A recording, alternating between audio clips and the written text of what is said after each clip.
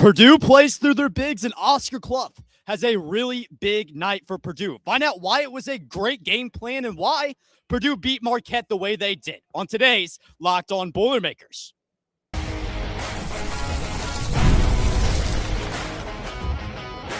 You are Locked On Boilermakers, your daily podcast on the Purdue Boilermakers, part of the Locked On Podcast Network, your team every day.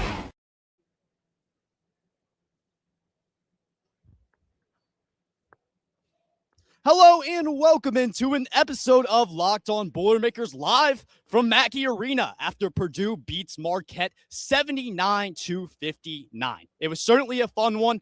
A lot goes down, but ultimately Purdue is able to come out with a victory, and that's what we're going to talk about on today's live post-game show. Locked On Boilermaker post-game show for the first time at Mackey Arena. So it was certainly a fun game, and from the jump, you could tell that that level of intensity was going to be there. Anytime a Matt Painter team and a Shaka Smart team come to play on the same court, you can expect that level of intensity that we saw tonight, and we certainly did see that level of intensity, and it started early with Trey Kaufman-Renn and with Oscar Clough on those boards. That was what was really big for Purdue in this game, was their ability to play inside, play with those bigs, and then score that way, rebound that way, take advantage of the glass, take advantage of points inside the paint.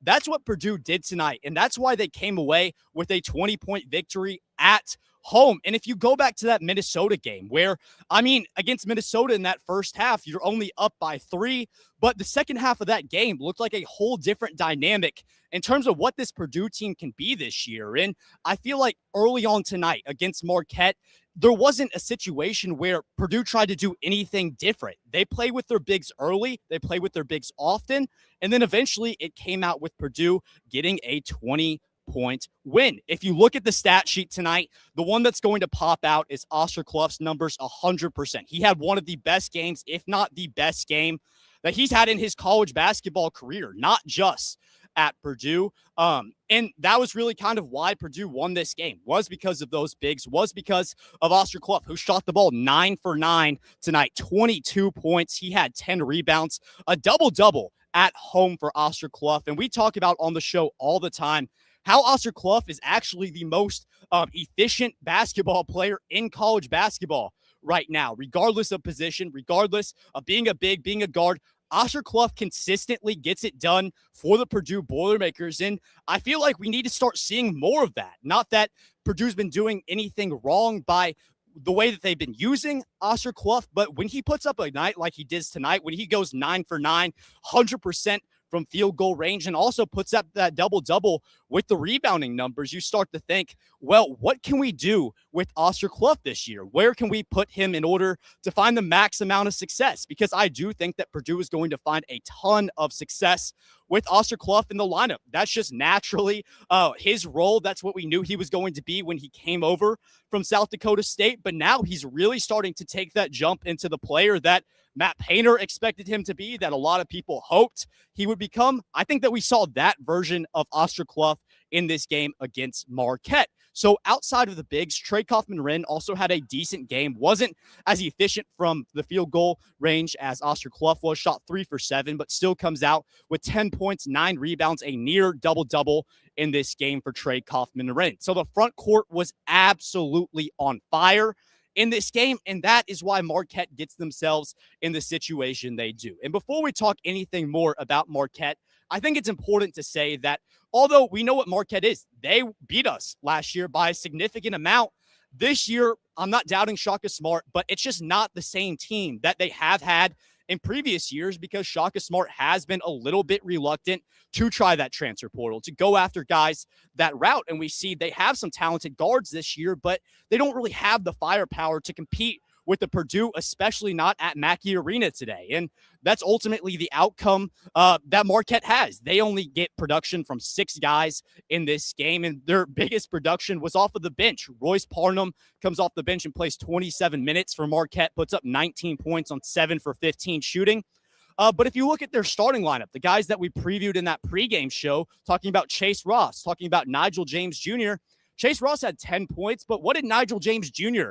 do in this game. He was 0 for 6, 0 points in 20 minutes. That really hurts Marquette. Their lack of firepower in that offense where they're explosive and just can change games. I don't feel like they really have that this year under Shaka Smart. And we kind of see that early where Purdue is struggling. And if Marquette had any chance to get in this game, it was going to happen early before Purdue got into their flow. And while Purdue, they were still operating on the glass, they weren't shooting the three ball well at all. But on the other end, when Marquette's not able to shoot the three ball, it gets you out of games. You can't win games when you're not able to compete, and especially when you're trying to play at Mackey Arena against a Purdue team the way that we saw them play tonight. And I honestly do believe that this may have been the best defensive performance that we've seen from Purdue at home all season long. We saw a great performance against Texas Tech. We saw Purdue being able to limit LeBaron Philon on the road at Alabama. But in terms of games played at home at Mackey Arena, it's single degrees outside. It's frigid. There's snow outside. It was tough for people to get here, but there was still a really good crowd at Mackey today. Raucous, loud, and I feel like it fueled Purdue to a win in this game. Always involved, and of course, the crowd at Mackey is always a factor, but even more so considering all the environments that was going on today. But definitely leave your comments. Let me know what you thought about this Purdue victory. I thought it was a very finished in game. We talk about how Purdue, sometimes this year, they have had a habit of going into games and sleepwalking, playing down to teams that maybe aren't up to their level in terms of being that ranked team, being that team with a whole lot of expectations.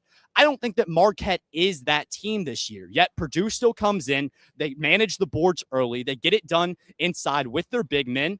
And that's why we're sitting here. Purdue wins this game by 20. They cover the spread set by our friends at FanDuel. And I feel like you have to be happy if you're a Purdue fan with how this team played in this game. This is one of the few performances that I look back to this year. I mean, you can nitpick the turnover issues early. Braden Smith, he turns the ball over 3 times to start out this game. But outside of that turnover margin that has consistently kind of been an issue this year, I thought that everything was good for Purdue in this game. I think that they showed what it is to play as the number 6 team in the nation. This looked like a top 5 team. And there have been games this year at Mackey where I come out of this saying, I don't know if Purdue is a top 5 team right now. They kind of sleepwalked in the first half. They didn't play a complete game of basketball. You can't say that about Purdue tonight. You can't say that about the way they played. And honestly, the score, 20 points at the end of this game, 79-59, that's closer than how this game actually was. There are a lot of late-minute baskets in terms of Marquette. Purdue put a lot of that end of the bench out for the last 5 to 7 minutes of that game, and Marquette made a couple shots. So 20-point victory, but it honestly should have been more. Let's take a look at some of the guys who produced for Purdue tonight. We already talked about some of the Marquette Eagles who just didn't show up. They don't have enough depth to have that number 1 guy right now. They just don't have it. Chase Ross, he's talented, but without those supporting pieces, it's going to be tough for this Marquette team to compete. And that's something that Purdue identified and they diagnosed early, especially with Fletcher Loyer from 3. He was pretty dang good in this game, had 15 points, leading scorer for Purdue right now, 5 for 9 from the field, 4 for 8 from 3. He really changed this game early on. When Purdue was struggling from 3, he makes a couple of them where you go, if Fletcher Loyer's able to make this 3 ball, well, then anything can happen. Purdue can control this game, and they can end up winning the game. And I feel like that's kind of what Fletcher Loyer provides you in that starting lineup, is that 3-point shot. There are times where it just comes off his hand. There was one in the corner in the second half where Fletcher Loyer shot it, and it was money. You could tell all the way through that Fletcher was going to bang down that shot, and it really is a momentum changer when Fletcher Loyer is on his game. He was on his game tonight, made those threes, has 15 points to show for it, and he's a big factor as to why Purdue comes out with a victory tonight. We talked about Trey Kaufman-Renn, who has 10 points and 9 rebounds. He kind of played with Oscar Clough. He let Oscar Clough do his thing. What Clough wanted, he got, and Trey Kaufman-Renn, he kind of stood out of the way, got his rebounds, and let Clough cook. And that's what you got to do in that front court. And I feel like we talk all the time about Oscar Clough and Trey Kaufman-Renn, kind of that relationship in the front court and how Oscar Clough, since he's gotten brought over in that transfer portal, Trey Kaufman-Renn has really jumped as a rebounder. And we saw that at times in this game when Oscar Clough had so much gravity because he's the type of player that he is. He was playing at the level he was playing at tonight. it gave Trey Kaufman-Renn opportunities to get those offensive rebounds early, and that really kind of cemented the tone. And ultimately, coming out of this game, I think that the biggest takeaway that we can take away from this game is that if Purdue is able to consistently play through those bigs, I don't know who else beats them. Yes, we saw that Iowa State came in here last weekend and beat Purdue pretty soundly, but I don't feel like Purdue played the way that they did tonight. And I'm not saying that Marquette is by any means on the level of Iowa State, but what I am saying is that I feel like Purdue may have identified a different strategy for how they want to run this offense in terms of getting it done with your bigs, passing it down low, and then letting Clough get it done. And if he can't get it done, then you know Trey Kaufman-Renn is right there to clean it up. That's what we saw. If we look at the points in the paints numbers, I don't have it in front of me, but I'm sure that it was quite the difference. Yeah, I got it 22-36. Purdue beats Marquette by 14 points in terms of points in the paint. I mean, that's the difference in a 20-point game when you're able to score 14 more points inside of that paint with your bigs. That changes games, and it just changes the dynamic of how this game is going to flow, the momentum on both sides when you're able to get those extra opportunities. And even early on, Trey Kaufman-Renn, he got an offensive rebound and calls a timeout.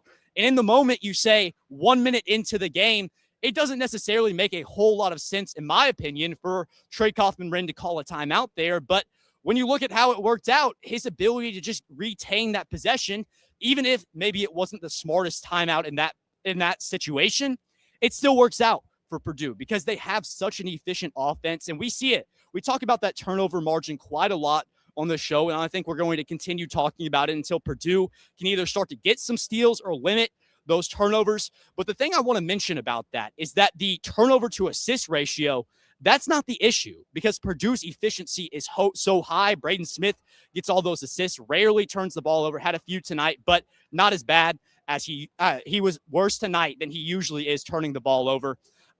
But Purdue, with that efficiency, as long as you don't turn the ball over, yes, you want to start forcing those turnovers. And that's going to be something that if you want to make that March run like a lot of people expect for you this year, forcing turnovers is going to be a big part on where this team goes. But if you're just able to limit those turnovers in the first half that we saw, and Braden Smith able to get those assist numbers where he's consistently at 8+ a game, you're going to be a tough team to beat. And that's what we've seen so far for Purdue this year. This efficiency and the efficiency we saw tonight, it was just too good for this Marquette team to overcome, especially when Purdue is playing defense the way that they played tonight. And I've called them out about this. This has been the one thing for Purdue that I've said. If you look at the KenPom numbers, Purdue, by far the number one efficiency, but on the defensive side of the ball, kind of in the 30s. They're not the best defensive team, but I felt like tonight, flying all over the place. Oscar Clough against a talented center that Marquette has, he was able to get his hands up where you don't think of Clough as that traditional rim protector, but at a lot of times in this game, he really did a good job of protecting that rim, not letting Marquette get to it. And that prevents Marquette, that forces them to shoot that three-point shot that they weren't having at all in this game. And that's why they're able to stall out. That's why you're able to force Marquette into a 26% from three-point range because they're not able to get inside. When you make a team one-dimensional like that, you typically find a good amount of success, and it really helps when the Boilermakers were flying tonight. All the guards were all over the place. Lawyer, Smith, playing really good defense. And you don't think of those guys as primary defenders, but like I said, just flying around tonight. That's why Purdue comes out of here with a 20-point win. Before we get out of here, the snow's coming down at Mackey, so I got to make sure that my car's not completely covered. We're going to talk about a couple things to end out the show. A few final notes from me from Mackey Arena in the first ever live Locked On Boilermakers postgame show from Mackey Arena. In terms of the way that Purdue played tonight, in terms of the bench numbers, so I thought that the bench was pretty good, and they were able to get a lot of guys out towards the end of that game. Ja'Cory Harris played a decent game, 2 for 4, 4 points, but he wasn't really trying to force anything offensively. Jack Benner has 5 points. Great game from him in just 12 minutes. Meyer had 7 points, missed a couple that makes a crazy step back 3. Jacobson has 4, but you don't really need him because of the way that Clough was playing in this game.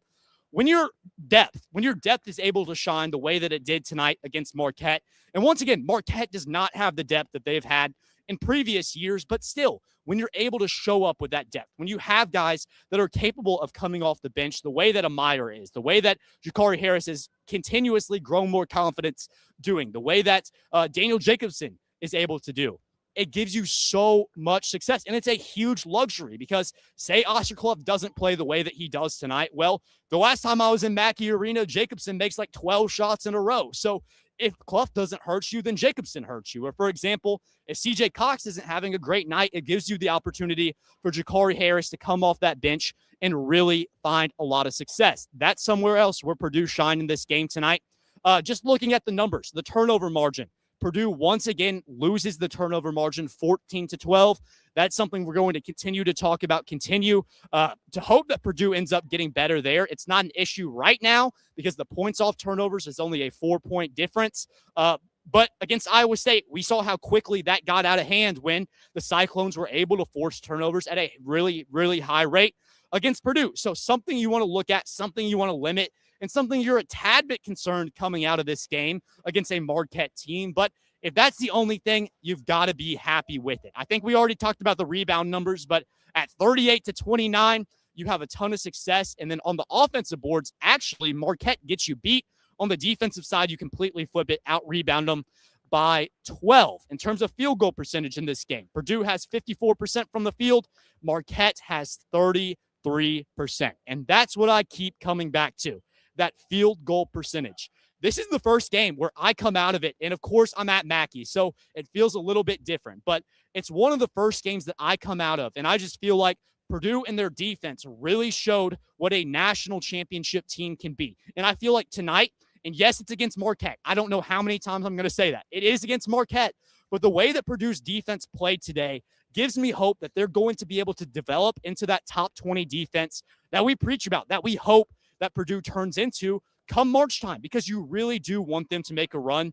And this is the team that showed off that they're extremely capable of that. Whether Marquette ends up being a March team, they're going to have a lot of ground to make up in the Big East. But I by no means think that Marquette is the worst team that we played this year. I by no means think that Marquette is necessarily a bad team. They're not as good as they have been in the past, but they're still capable of winning games in the Big East. They're still capable of making a run. And I think that the fact that Purdue dominated them on both sides of the ball, the way that they did in this game, really shows a lot about where Purdue is right now, December 13th, and where they can hopefully go into conference play. And that's kind of what's next on the schedule. So this Saturday game's out of the way now. It's a big win for Purdue, bouncing back at Mackey after what happened last Saturday.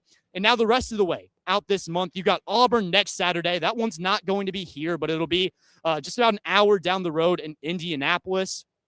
You also have Kent State on December the 29th to end out the new year.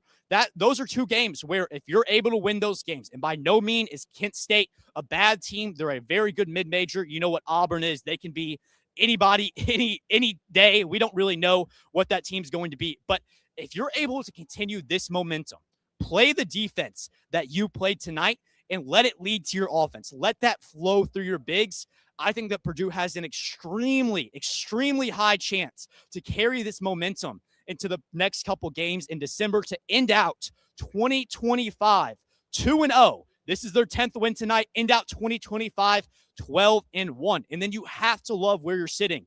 If you're a Purdue fan, if you're Matt Painter, if you're this program going into conference play in 2026, January 3rd against Wisconsin, that's going to be a huge game. And we're going to talk about that one, I'm sure, in depth on this show.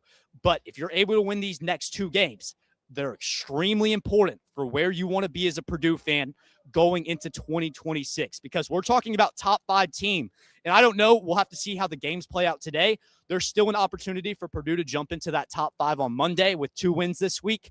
But I'm thinking if they beat Auburn, if they beat Kent State going into 2026, there's no doubt in my mind that this Purdue Boilermaker team is going to be fighting all through conference play for that 1 seed in March. They're going to be fighting for a top 5 seed going into 2026. And the ceiling for this team just got a lot higher. But it all comes down to that defense. Was really impressed with the way that they played tonight. Was extremely proud of the fact that Purdue was able to limit Marquette to just 59 points. If that's a sign of things to come, well, Purdue fans are in for a treat. We got the offense down. The defense may be back. Osterkloff has a huge game. Of course, he has a double-double in this one, shoots 9 for 9 from the field. Can't speak highly enough about the way that Osterkloff played today.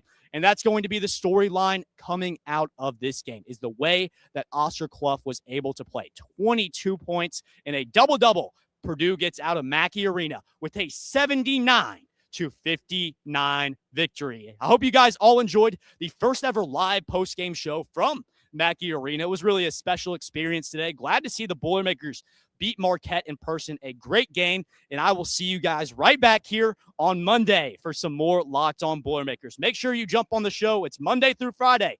If you guys are new here, just now seeing the live stream, so of course, join us in the week. It's going to be fun. We always have the best Boilermaker content we can bring. But with that, I'm all done here from Nick Harvin at Mackey Arena. As always, boiler up, hammer down.